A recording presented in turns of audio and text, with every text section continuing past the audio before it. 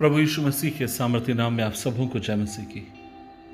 आज के मनन का भाग हमने लिया है भजन 103, उसकी 1 से लेकर 5 आयत लिखा है। Sam 103, 1 to 5। हे मेरे मन यहोवा को धन्य कह, और जो कुछ मुझ में है वह उसके पवित्र नाम को धन्य कह। हे मेरे मन यहोवा को धन्य कह और उसके किसी उपकार को ना भूलना। वही तो तेरे सर्व अधर्मों को क्षमा करता है, तेरे प्राण को नाश होने से बचा लेता है और तेरे सिर पर करुणा और दया का मुकुट बांधता है। वही तो तेरी लालसाओं को उत्तम पदार्थ से तृप्त करता है, जिससे तेरी जवानी उकाब के समान नहीं होती जाती है। अजीजों, ये जो भजन है ये वास्तव में हम सबको बहुत अधिक हिम्मत देता है, बल देता है। और ये भजन आपको मुझे उत्साहित करता है कि हम परमेश्वर के प्रति धन्यवादित रहें, अपने परमेश्वर को धन्यवाद दें, अपने परमेश्वर को धन्य कहें। और बाइबल कहती है उसके किसी भी उपकार को हम ना भूलें। कई बार जब मैं लोगों से मिलता हूं मुझे बड़ा दुख लगता है। लोग अपनी जिंदगी में देखकर लोग कहते हैं मेरी जिंदगी में कुछ भी भलाई नहीं, कुछ भी अच्छा नहीं, सब कुछ खत्म हो चुका है। ऐसा लगता है मानो जैसे सब कुछ बर्बाद सा हो गया, बस मैं जिंदगी जिए जा रहा हूं, मैं मरना भी नहीं चाहता हूं, बस मैं खींच रहा हूं पास्टर जी। लेकिन एक बात मैं आपसे कहना चाहता हूं, आप परमेश्वर से अनुग्रह मांगे कि वो आपकी आंखों को खोले, और तब आप देखने पाएंगे कितनी ऐसी चीजें हैं जिनके लिए आप अपने परमेश्वर का धन्यवाद दे सकते हैं। उदाहरण के लिए, प्रभु ने आपको मुक्ति दी, परमेश्वर ने अपने पवित्र वचन को आपको दिया, परमेश्वर ने प्रार्थना रूपी हथियार आपको दिया जिसके द्वारा आप परमेश्वर के साथ अपने रिश्ते को बना सकते हैं। उसने आपको एक अच्छा परिवार दिया होगा, कम से कम परिवार में कोई तो होगा जो आपसे प्यार करता है।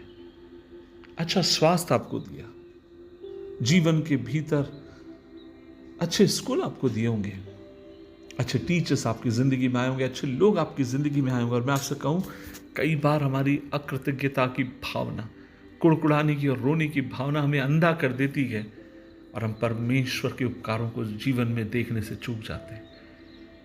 आज इस सुबह के समय मेरी परमेश्वर से प्रार्थना है कि वो आपको अनुग्रह दे, वो आपको कृपा दे, ताकि आप जीवन में उसके नाम के निमित्त बढ़ते जाएं। एक बात मैं आपसे कहना चाहता हूं, परमेश्वर में कितना भी अधिक ऊपर की तरफ ले जाए, कभी अपनी शुरुआत को मत भूलिए। कभी इस बात को मत भूलिए कि आज आप और मैं जो कुछ है वो परमेश्वर की दया के कारण है। मुझे अभी भी याद है जब मैं कक्षा 9वीं का विद्यार्थी था, मैं जहाँ रहता था, मेरे यहाँ से स्कूल मेरा काफ़ी दूर था, इसलिए मैं साइकिल से जाता। मैं हर दिन बेकरी में काम करता, वहाँ मेरा छोटा भाई आता, मेरे स्कूल का बैग लेकर और मुझे वहाँ से स्कूल लेकर जाता। और जब स्कूल की पढ़ाई ख़त्म हो जाती, मैं लौट कर बेकरी में आता और वो अपने घर वापस आ जाता। मुझे याद है कई बार जब मैं स्कूल जाते समय, मेरा जो घर है एक स्टेशन है ना, थोड़ा सा दूर है, इतवारी करके स्टेशन है नागपुर शहर में, उसके पास है, थोड़ा सा वहाँ से दूर है, और हमेशा वो स्टेशन हमें क्रॉस करना पड़ता। और जब कभी हम स्टेशन के सामने से होकर जाते, एक बड़ा सा ब्रिज था, ब्रिज को उस पार में जाना होता था। उन दिनों में उस ब्रिज के ऊपर बहुत सारी दुकानें थी। मुझे याद है एक दुकान जिसके भीतर चौकड़ेदार शर्ट थी, पैंट था। पता नहीं था माँ के पास पैसा होगा कि नहीं होगा नए कपड़े खरीदने के लिए। मैं जब कभी वहाँ से निकलता, वो शर्ट मुझे बहुत पसंद थी। मैं कई बार उसे देखता, आते समय भी ज़रूर वहाँ रुककर एक नज़र उस शर्ट के पैंट के ऊपर डालता। उन दिनों में रेडीमेड का चलन बहुत कम था, उन दिनों में शर्ट और पैंट के पीस मिला करते। मैं वहाँ खड़े होकर देखा करता। एक दिन की बात है, मैं स्कूल से लौट कर आया, मैंने देखा वो पैंट पीस वहाँ पर नहीं था। मैं दुकानदार के पास गया, मैंने कहा भैया वो पैंट पीस कहाँ गए? उसने मुझे बोला मैंने बेचने के लिए रखा था, वो बेच दिया। मैंने उससे बोला दादा आपने क्यों उसको बेचा? और तब उसने मुझसे कहा कि मैं तेरे को हर दिन देखता हूँ, तू आते जाते समय तू वहाँ खड़े होकर उसको देखा करता था। मेरे पास पैसे नहीं थे, मुझे अभी भी याद है उस समय 120 रुपये 125 रुपये कुछ कीमत रही होगी। मैं घर आया, मैं बहुत रोया। मैंने अपनी माँ से बोला माँ काश मेरे पास 125 रुपये होते, मैं उस पैंट पीस को खरीद सकता। अजीजों, आज मैं आपसे कहना चाहता हूँ, आज बहुत साल बीत चुके हैं, प्रभु ने मुझे योग्य बनाया, मुझे सक्षम बनाया।